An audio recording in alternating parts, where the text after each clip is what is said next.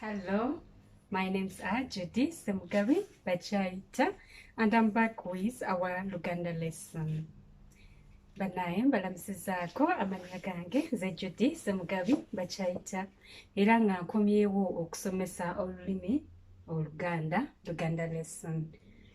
So last time we talked about ebiseera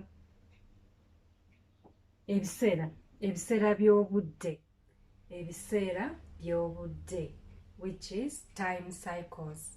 That's what we talked about last time, and we are still continuing with that same topic. Lesson yaffe eyasembayo yali ekwata ku biseera by'obudde era ne leero gye tugenda okweyongera nayo mu maaso. Katutandike. Let us start.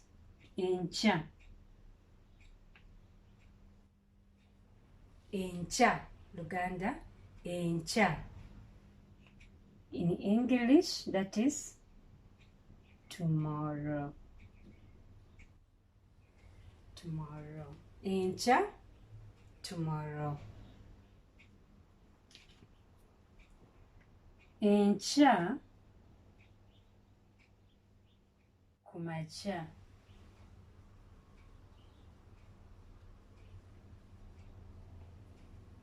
Enkya, kumakya.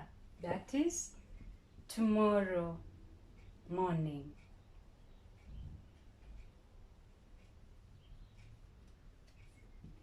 Tomorrow morning. Enkya, kumakya.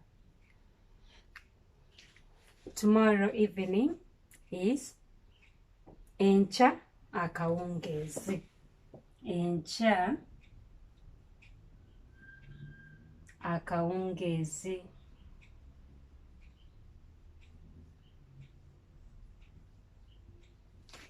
Enkya akawungeezi. That is tomorrow evening. Tomorrow evening.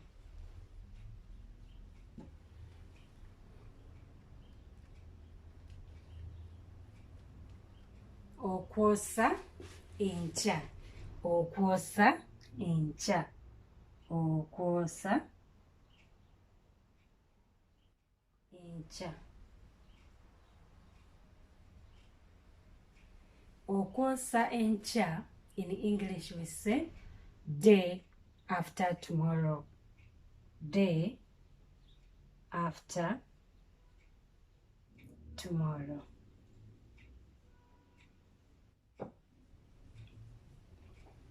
Day after tomorrow. Okwosa enkya.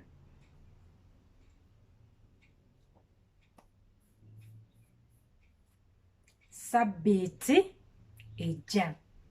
Sabbiiti ejja. Sabbiiti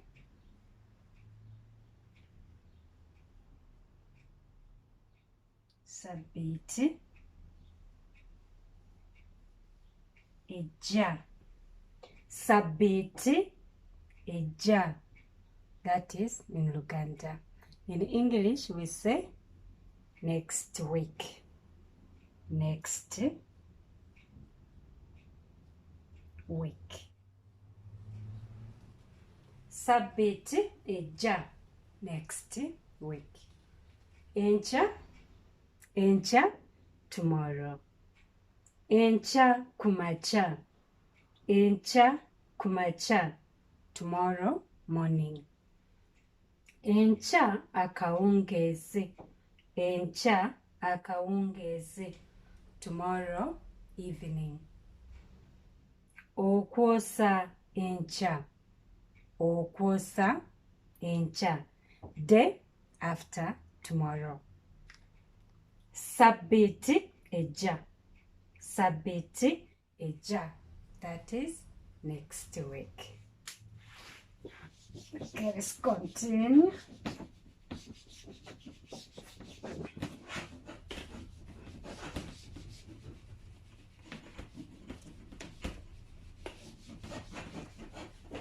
Let's continue with time cycles.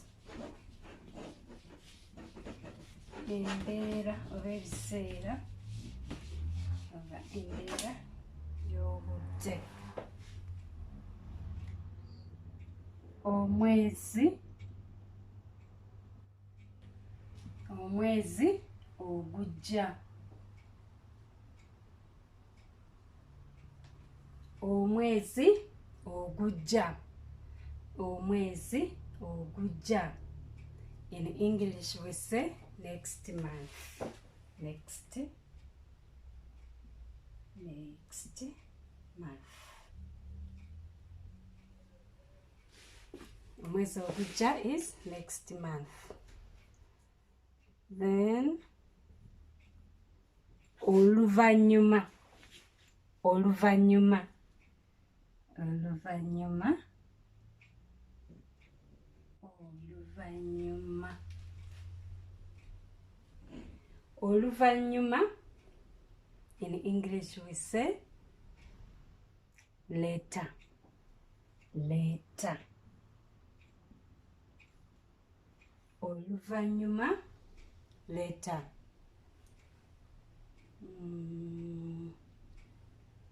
Oluvannyuma lwa week. Oluvannyuma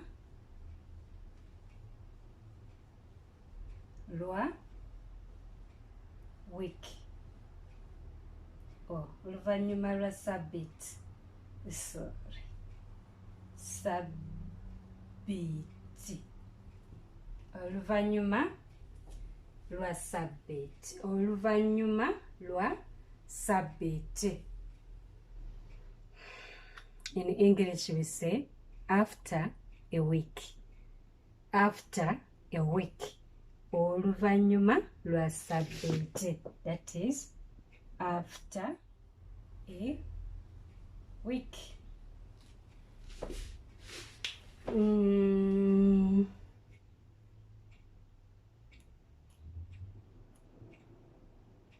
Amangu ddala nga bwe kisoboka.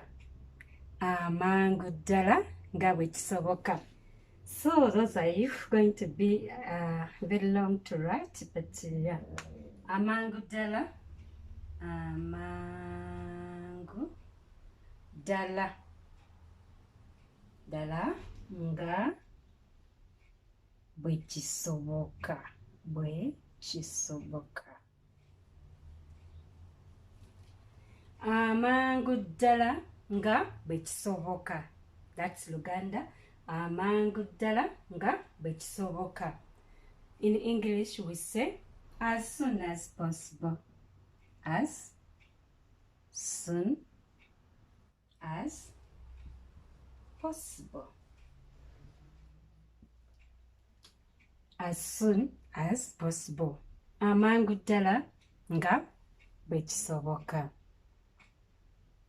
Akabanga kaweze.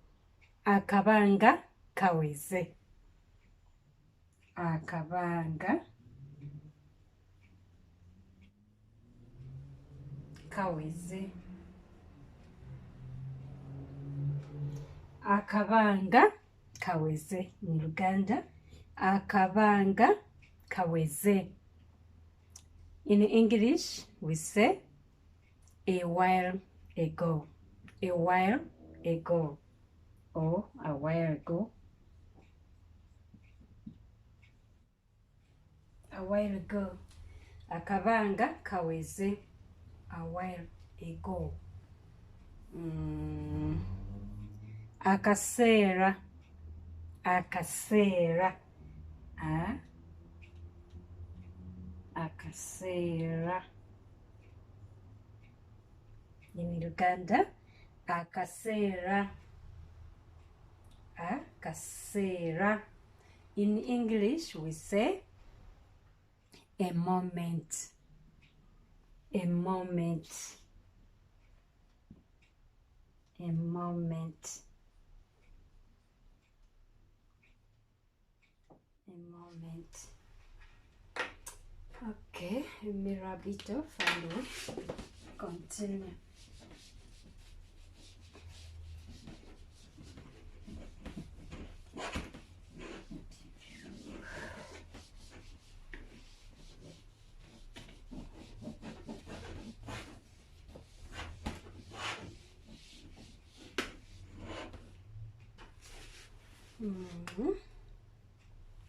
Bulijjo.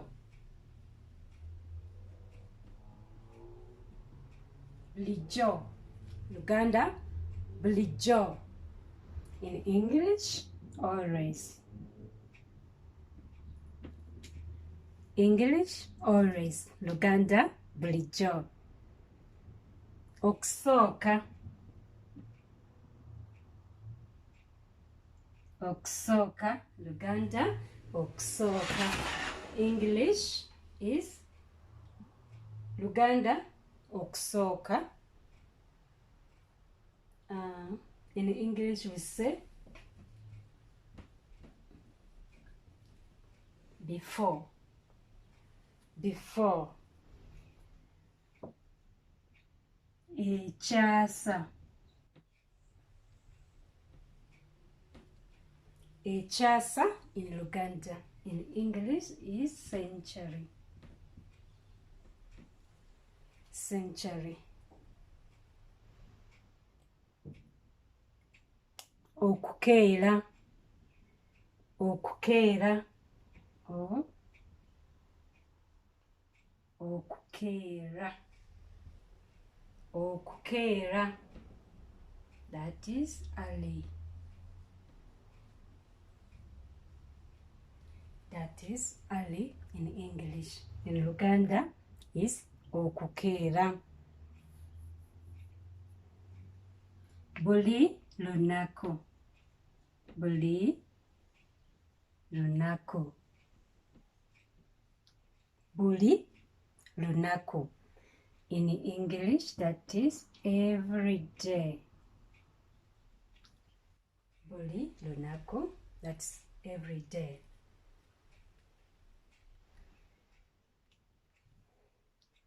Emirembe.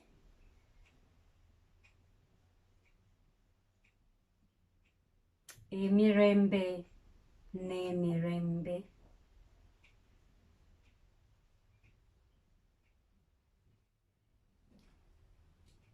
Emirembe n'emirembe. That is Luganda. Emirembe n'emirembe. In English is forever. Forever.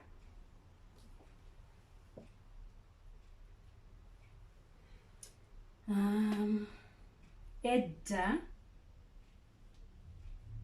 Edda ennyo. Edda ennyo. Edda ennyo. That's long ago. Long ago in English, and in Luganda we say edda ennyo. So we have to finish this today. Let's take a few to go.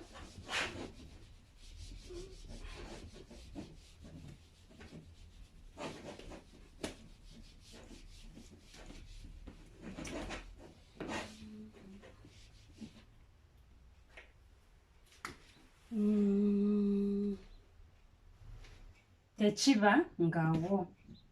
Tekiba ngawo.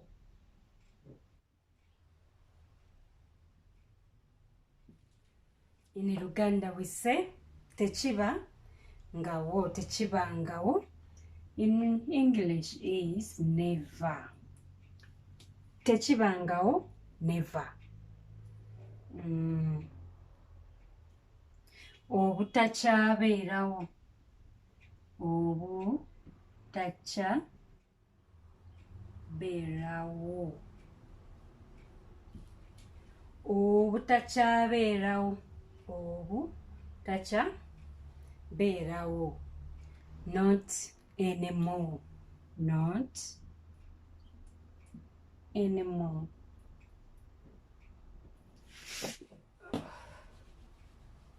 Not anymore. Obutakyabeerawo is not anymore. Ekitannabaawo. Ekitannabaawo.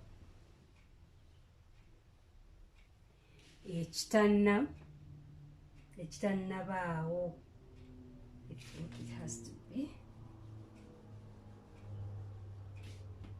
ekitannabaawo. Ekitannabaawo. Ekitannabaawo is not yet. Not yet.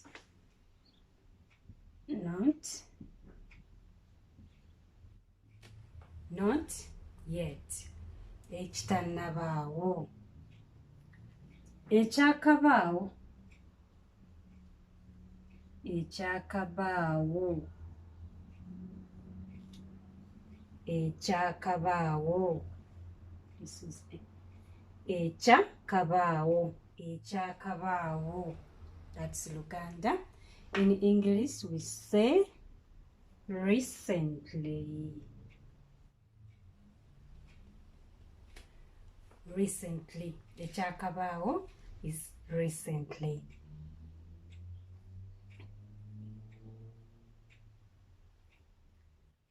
Oluusi. Oluusi. Oluusi in Luganda. In English we say sometimes.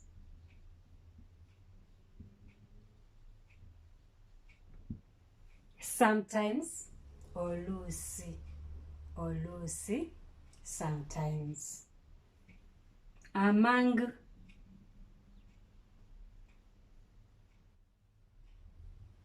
Amangu.